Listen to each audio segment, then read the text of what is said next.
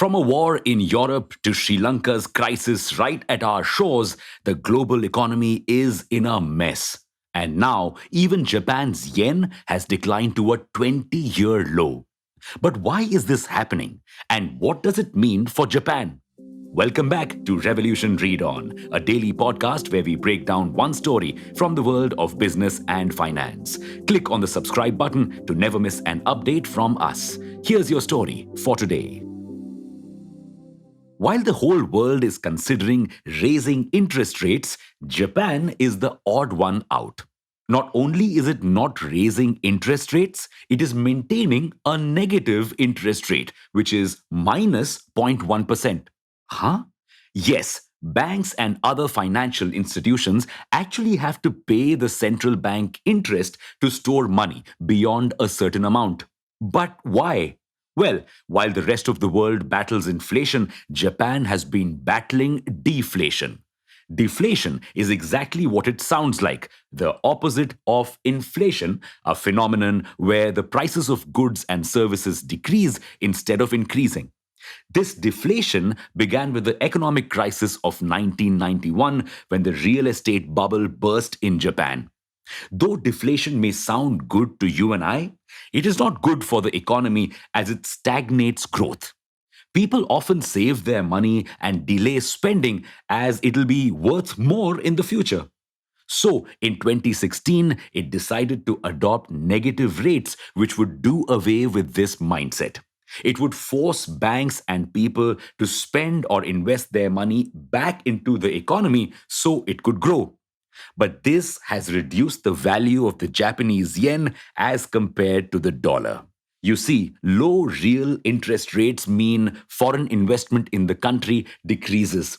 Japan's real interest rate is 1.07%, while US's real interest rate is 2.3111%.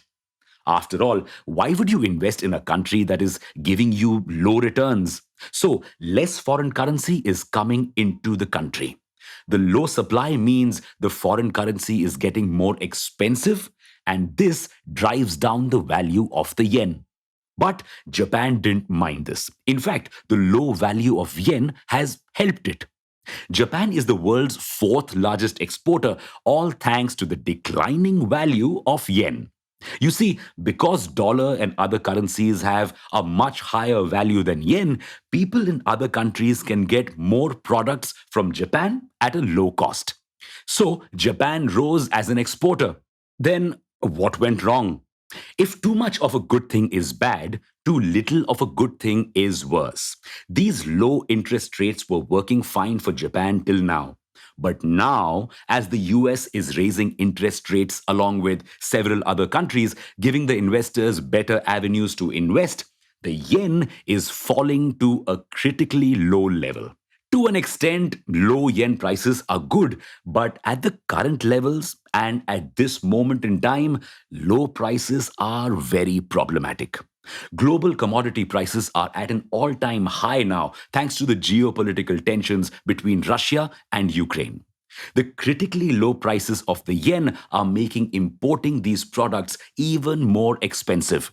This could be a huge problem for the people of Japan, which has a 15.7% poverty rate, while India's poverty rate is 10.2%.